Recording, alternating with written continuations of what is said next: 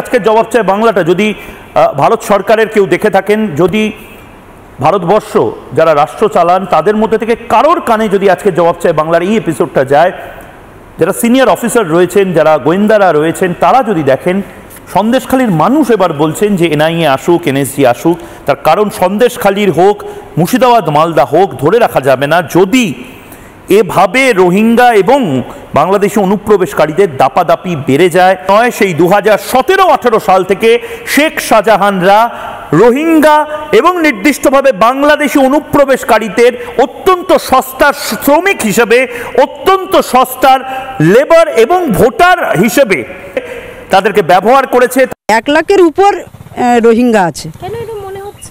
মনে হচ্ছে কারণ এই রোহিঙ্গারা শাহজাহান শেখের সময় আমাদের উপর যে অকথ্য অত্যাচার করেছে, এখন শাহজাহান শেখ জেলে যাওয়ার পরে শাহজাহান শেখের যে অনুগামীরা আছে তারা অত্যাচার চালাচ্ছে। শাহজাহান শেখের তো এখানে ক্যাডার বাহিনী তো অভাব নেই, এক্ষুনি খুঁজলে হাজার হাজার বন্দুক পাবেন, বম পাবেন, আর রোহিঙ্গাদের নিয়ে সেইগুলো এখন দাপিয়ে বেড়াচ্ছে। আর এই শেখ শাহজাহান মানে রোহিঙ্গাদের এনে ইটভাটা চালাতো, আর পুরো একটা পাড়া তৈরি করে ফেলেছে আকঞ্জি পাড়ায়। এখন আপনারা খোঁজ খবর নিয়ে দেখবেন পুরো একটা রোহিঙ্গাদের পাড়া।